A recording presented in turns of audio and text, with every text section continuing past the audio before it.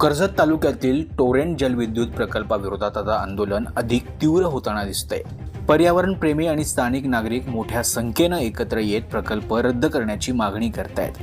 कर्जतमध्ये आयोजित बैठकीत संयोजक ॲडव्होकेट कैलास मोरे यांनी स्पष्ट इशारा दिला की टोरेंटसह पोशीर, शिलार आणि कोंढाणा प्रकल्पांविरोधात लवकरच जनहित याचिका दाखल केली जाणार आहे। पश्चिम घाटातील निसर्ग संपत्ती धोक्यात येत असल्याचा गंभीर मुद्दा त्यांनी मांडला। दरम्यान उद्धव ठाकरे हे स्वतः या आंदोलनात सहभागी होणार असल्याची माहिती समोर आली आहे। शिवसेना ठाकरे गटानं टोरेंट प्रकल्पाचं काम 8 दिवसात बंद करण्याचा इशाराही दिलाय। जिल्हा परिषद सदस्य बाबू घारे यांनी प्रशासनावर टीका करत स्थानिक आदिवासींना मूलभूत सुविधा न मिळाल्याचा मुद्दा उपस्थित केला। दुसरीकडे प्रकल्पासाठी जंगलातील शेकडो वर्षांची झाडे तोडली जात असल्याचा आरोप करण्यात आला। ॲडव्होकेट योगेश देशमुख यांनी सांगितलं की 99% शेतकऱ्यांनी प्रकल्पाला विरोध केला असूनही शासनाने जनसुनावणी यशस्वी झाल्याचं जाहीर केलंय। स्थानिक नागरिकांनी आता स्पष्ट भूमिका घेतली असून गरज पडल्यास रस्त्यावर उतरून आंदोलन करण्याचा निर्धार व्यक्त केलाय। कर्जत येथील शनी मंदिरामध्ये कर्जतच्या तमाम नागरिकांच्या वतीने निसर्गप्रेमी आणि पर्यावरणप्रेमी यांच्या वतीने आज बैठक आयोजित केलेली। आज कर्जतमध्ये आपण पाहिलं असेल, कर्जतच्या कुठलीही दिशा अशी राहिली नाही का जिथे काही घडत नाहीये किंवा काही बनत नाहीये। आज तुम्ही पाहिलं असेल, कोंढाणा धरण असेल, टोरेंट असेल, टाटा असेल, पोशीर, शिलार, पाली चिचोली, अशा प्रकारची सर्व धरणं होत असताना कर्जतच्या नागरिकांसाठी, कर्जतवासियांसाठी 1% सुद्धा पाणी तिथं नाहीये।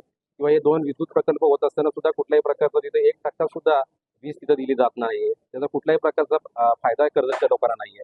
या संदर्भाची आम्ही बैठक लावल्यानंतर आज खूप मोठ्या संख्येने निसर्गप्रेमी आणि पर्यावरणप्रेमी आज मोठ्या संख्येने इथं हजर होते आणि सर्वांनी तुम्ही पाहिलं असेल, खूप चांगल्या प्रकारची मतं मांडलेली आहेत। तर अशा प्रकारे कर्जतला जे लोकांचा येण्याचा जो मोह आहे किंवा जे आकर्षण आहे, हे आकर्षण हे निसर्गाचं आहे आणि कर्जतला लोक काय येतात तर इथं शांत हवा आहे, चांगल्या प्रकारचं वातावरण आहे। तुम्ही पाहिलं असेल, आज मुंबईचं जे एअर क्वालिटी इंडेक्स आहे हे 100 ते 120च्या दरम्यान आहे आणि जे आज कर्जतचे 70 ते 90च्या दरम्यान आहे। म्हणजे आपण फक्त 20 ते 30% आसपास आहोत। उद्या भविष्यात अशा प्रकारचं जर सिमेंटचं जंगल झालं तर कर्जतची हवा सुद्धा बिघडणार आहे, इथं सुद्धा प्रदूषण वाढणार आहे आणि अशा प्रकारचं जर समजा उद्या हवा प्रदूषित झाली, तर पर्यावरण जर उद्ध्वस्त झालं, निसर्ग जर उद्ध्वस्त झालं तर कर्जतला येणार कोण? आज कर्जतच्या 4,500च्या वर अधिकृत भूमिपुत्रांनी इथं छोटे छोटे फार्म हाऊस, रेस्टॉरंट उभे केलेले आहेत। त्या निमित्ताने एका जरी रेस्टॉरंटला आपण पाहिलं 5-5, 6 लोक जरी काम करतात तर 20 ते 25,000 लोकांना इथं रोजगार उपलब्ध झालेला आहे आणि अशा प्रकारची व्यवस्था मोडीत करण्याचं काम शासनाकडून होतंय, ज्याच्या संदर्भातला शासना शेतकऱ्यांना कुठल्याही प्रकारचा विचारात घेतलेला नाहीये। हा लादलेला प्रोजेक्ट आहे, याच्यामध्ये 600 एकर फॉरेस्टची जागा संपादित होते, त्याच्यामध्ये 2.5 लाखाच्या वर झाडं तोडली जाणार आहेत। तर अशा प्रकारचा 400, 500 वर्षापूर्वी जी झाडं आहेत ती एकदा नष्ट झाल्यानंतर ते पुन्हा अशा प्रकारचं फॉरेस्ट याचं पुनर्वसन होणार आहे का? कर्जतचं होणारं नुकसान त्याचं कुठल्याही प्रकारचं पुनर्वसन होणार आहे का? आणि याचा 1% सुद्धा फायदा हा कर्जतला नाहीये।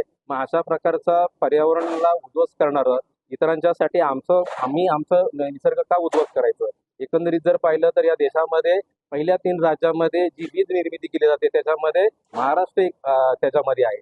मग इतक्या चांगल्या प्रकारची वीज निर्मिती होत असताना टाटाचा प्रोजेक्ट सेम तुमच्या तशाच प्रकारचं वीज निर्मिती करत असताना टोरेंटच्या प्रोजेक्टची गरज काय? अशा प्रकारे निसर्ग उद्ध्वस्त करण्याचा जो प्रकल्प आहे तो लादण्याची गरज काय? अशा प्रकारचं एकंदरीत आमची सर्वांची भूमिका आहे। आजच्या बैठकीला खूप मोठ्या संख्येने शेतकरी, पर्यावरणप्रेमी आणि निसर्गप्रेमी सर्व एकत्र आलेले आणि ते सर्वांनी एकच भूमिका घेतली तर कुठल्याही परिस्थितीमध्ये टोरेंट, शिलार आणि पोशीर असतील ही धरणं होऊन द्यायची नाही आणि जी धरणं झालेली आहेत त्या धरणामध्ये सुद्धा स्थानिकांसाठी, कर्जतकरांसाठी काय तरतूद करणार आहेत अशा प्रकारची भूमिका आम्ही घेतली आहे। आम्ही या संदर्भातला अनेक लोकांनी, मान्यवरांनी इथं भूमिका मांडलेली आहे। या संदर्भात कायदेशीर सुद्धा आम्ही त्याची तयारी सुरू करणार आहोत। लवकरच जनहित याचिका आम्ही त्याच्यामध्ये दाखल करणार आहोत। त्याच्यानंतर रस्त्यावरच्या लढाईला सुद्धा सर्व नागरिक तयार आहेत। तर अशा प्रकारची पुढची भूमिका लवकरच येत्या 7-8 दिवसामध्ये आम्ही जाहीर करणार आहोत। कर्जत तालुक्यातील हा संघर्ष आता निर्णायक टप्प्यावर पोहोचतोय। पुढील काही दिवसात परिस्थिती आणखी तापण्याची शक्यता आहे। मल्हार पवार, महाराष्ट्र न्यूज 24।